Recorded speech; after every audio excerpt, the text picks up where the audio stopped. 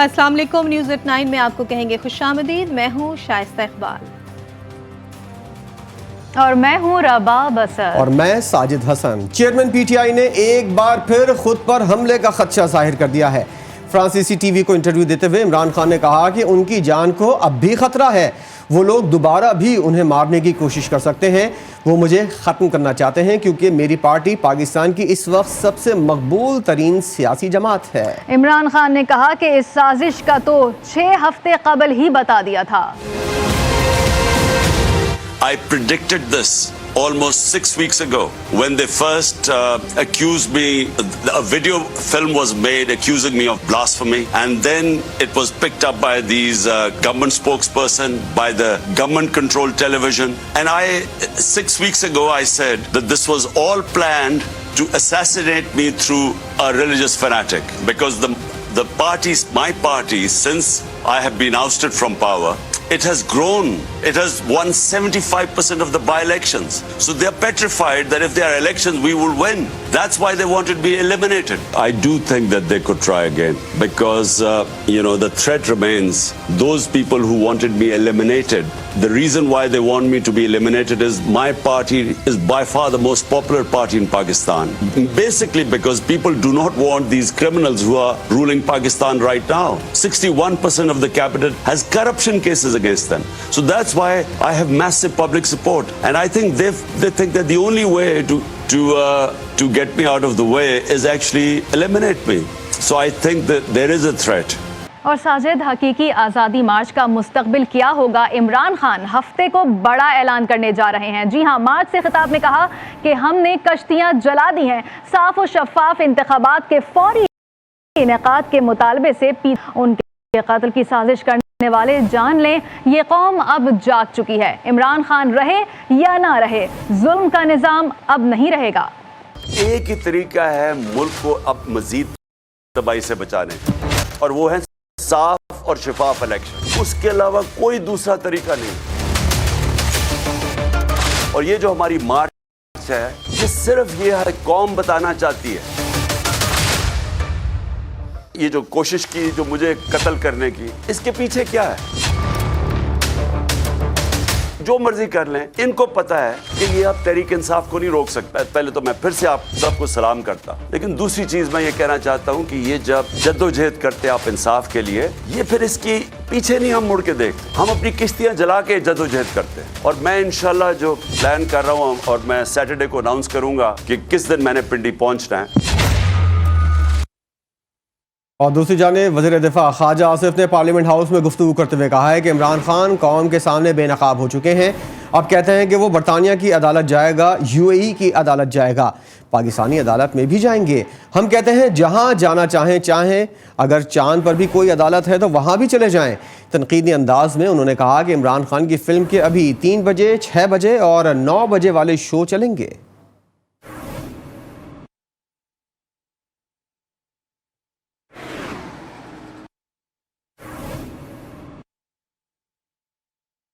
और इमरान खान अपने लॉन्ग मार्च से खुद ही घबरा गए हैं। वजीर इत्तलात सिंध शर्जील इनाम मेमन ने चेयरमैन तहरीक इंसाफ को आड़े हाथों ले लिया। जारी करदा बयान में कहा कि कभी कहते हैं हफ्ते को रावलपिंडी पहुंचेंगे, कभी कहते हैं पीर को पहुंचेंगे। चेयरमैन PTI के झूठ का पर्दा चाक हो गया है। इमरान खान GT रोड पर जारी सर्कस फौरी तौर पर खत्म करें। अद्वियात, चीनी, गंदम और घड़ी चोर के कारनामों को पाकिस्तान की आवाम जान चुकी है। चेयरमैन PTI इमरान खान पर कातलाना हमले के मामले की तहकीकात के लिए CCPO लाहौर गुलाम महमूद डोगर की सरबराही में बनाई जाने वाली ज्वाइंट इंटेरोगेशन टीम ने 5 रोज के बाद काम शुरू कर दिया है। GIT तहकीकात के लिए वजीराबाद पहुंच गई। GIT ने तहकीकात के लिए मजीद 3 दिन मांग लिए।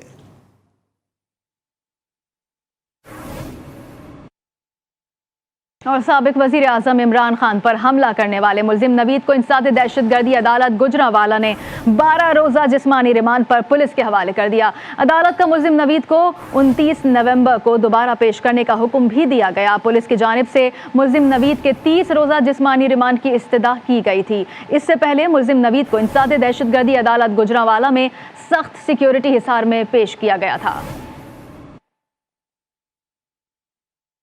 दूसरी जानिब इमरान खान के खिलाफ तौहीन अदालत केस में वजारत दाखिला ने सुप्रीम कोर्ट में मजीद शवाहिद जमा करवा दिए हैं। शवाहिद में PTI रहनुमाओं के ट्वीट्स, अखबारी तराशे और 25 मई के एहतजाज के वीडियो क्लिप्स शामिल हैं। सुप्रीम कोर्ट में तौहीन अदालत केस की समाअत के लिए मुकर्रर कर दी गई है। चीफ जस्टिस उमर अता बंदियाल की सरबराही में 5 रुकनी लार्जर बेंच कल दिन 11 बजे समाअत करेगा। और सुप्रीम कोर्ट ने PTI लॉन्ग मार्च के खिलाफ सेनेटर कामरान मुर्तज़ा की दरखास्त पर गैर मौसर करार देते हुए दौरान समाअत चीफ जस्टिस ने कहा कि लॉन्ग मार्च सियासी मसला है, ऐसा हुक्म नहीं देना चाहते जिस पर अमल ना हो। एहतजाज का हक लामहदूद नहीं, आईनी हुदूद से मशरूत है। जस्टिस अतर मिन के दरखास्त गुजार चाहता है सुप्रीम कोर्ट डिप्टी कमिश्नर का किरदार अदा करे। रियासत ताकतवर और बाइख्तियार है। जस्टिस अतर मिनल्लाह ने पूछा कि क्या आप ये समझते हैं कि इंतजामिया इतनी कमजोर हो गई है कि लॉन्ग मार्च कंट्रोल नहीं कर सकती? अदलिया गैर मामूली हालात में ही मुदाखलत कर सकती है।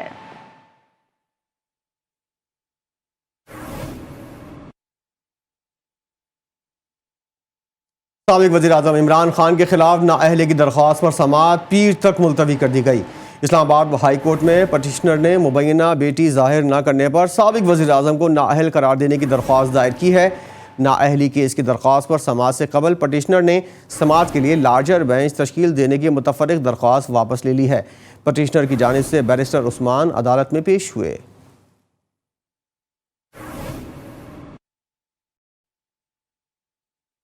सुप्रीम अब ये नैब कानून में नहीं, इसके गलत इस्तेमाल में है। अदालत उज़्मा में नैब तरमीम के खिलाफ चेयरमैन PTI की दरख्वास्त पर दौरान समाअत चीफ जस्टिस उमर अता बंदियाल ने रिमार्क्स दिए कि करप्शन का एहतसाब आईनी हुक्मरानी के लिए लाजिम है, इससे मईशत भी मुतासर होती है। अदालत के सामने सवाल है कि हम कहाँ लाइन खींचे कि बुनियादी हुकूक मुतासर हुए हैं। करप्शन एक बीमारी है, सवाल ये है कि हम कहाँ लाइन खींचे कि बुनियादी हुकूक मुतासिर हुए। करप्शन से सख्ती से निमटने के लिए हमारे पास बेंचमार्क क्या होगा? सुप्रीम कोर्ट में नैब तरमीम के खिलाफ चेयरमैन PTI की दरख्वास्त पर समाअत के दौरान चीफ जस्टिस उमर अता बंदियाल के इमरान खान के वकील ख्वाजा हारिस से सवालात। दौरान समाअत जस्टिस मंसूर अली शाह ने रिमार्क्स दिए कि कल को हमारे पास एक शहरी कहे कि पाकिस्तान में करप्शन का कानून नहीं, हम पार्लियामेंट को कह दे कि एक कानून बना दे। वो शहरी फिर आकर कहे कि कानून सख्त नहीं, सख्त कानून बनाने की हिदायत दे। अगर यही करना है तो फिर पार्लियामेंट को हम ही चला लेते हैं। पार्लियामेंट को ये कहना कि कानून मजीद सख्त बनाए, क्या ये हमारा काम है? इमरान खान के वकील ख्वाजा हारिस ने दलाइल दिए कि नैब के मौजूदा कानून के तहत अवामी ओहदेदार बतौर ट्रस्टी एहतिसाब से निकल जाएंगे। जस्टिस मंसूर अली शाह ने ख्वाजा हारिस से सवाल किया कि क्या आपके दलाइल का आखिरी दिन कौन सा होगा? मुझे भी इस दिन का इंतजार है। आपके दलाइल के आखिरी दिन के लिए भी मेरे पास सवाल हैं। अदालत उज़्मा ने रिकॉर्डिंग केस की समाअत के बाइस इमरान खान की दरख्वास्त पर मजीद समाअत 29 नवंबर तक मुलतवी कर दी। फराह खान के शौहर एहसन जमील गुजर ने घड़ी बेचने में अपनी बीवी की किसी भी किरदार की तरदीद कर दी है। Program news night with Anika Nisar में बात करते हुए कहा कि उनके पास जो पैसा है वो इमरान खान के वज़ीर-ए-आज़म बनने से पहले का है। एमनेस्टी स्कीम का हम जवाब बार बार टीवी पे दे चुके हैं। हाँ। मेरे वकला जो माहिर हैं इस चीज के, लाहौर प्रेस क्लब में बैठकर उन्होंने सारे पाकिस्तान के प्रेस को इनवाइट करके रिटन ब्लैक एंड व्हाइट में उसकी एक्सप्लेनेशन उनको दे चुके हैं जब ये शूटा था। ठीक है जी, ये वो चीजें हैं जिनके लिए हमारे स्टाफ होते हैं, पूरे अकाउंटेंट हर चीज होती है। और मैंने बार बार ये कहा है कि कोई ऐसा पैसा जो इमरान खान के वज़ीर-ए-आज़म बनने के बाद हमारी फर्म ने हमने कमाया, उसकी हमने कोई एमनेस्टी नहीं ली। जो एमनेस्टी ली है वो एसेट्स हमारे पास इमरान खान के वज़ीर-ए-आज़म बनने से पहले मौजूद थे और FBI का रिकॉर्ड इसका गवाह है। 13 अक्टूबर को मुल्क भर में पावर ब्रेकडाउन का मामला MD NTDC ने इंक्वायरी रिपोर्ट नेपरा और पावर डिवीजन को फराहम करने से इनकार कर दिया। ब्रेकडाउन के बायस न्यूक्लियर पावर प्लांट मुतासर और कौमी खजाने को अरबों रुपए का नुकसान पहुंचा था। नेपरा ने MD NTDC को 1 माह में रिपोर्ट जमा करवाने की हिदायत की थी। नेपरा ने MD NTDC को 15 रोज में रिपोर्ट जमा करवाने का हतमी नोटिस जारी कर दिया। मुल्क में डीजल बहरान के खदशात ओगरा ने वजाहत पेश कर दी। OCAC को लिखे गए खत में ओगरा ने कहा कि तलब पूरा करने के लिए पेट्रोलियम मसनूआत की वाफिर मिकदार मुल्क में मौजूद है। दरामदात की मनसूबाबंदी प्रोडक्ट रेवेन्यू मीटिंग में की जाती है, जिसका मकसद पेट्रोलियम इंडस्ट्री को सप्लाई के इंतजाम और ज़राए के लिए वक्त देना होता है। मौजूदा सूरत हाल के मुताबिक मुल्क में पेट्रोलियम मसनूआत का स्टॉक मौजूद है। मुल्क में पेट्रोल का 22 दिन और हाई स्पीड डीजल का 19 दिन का स्टॉक मौजूद है।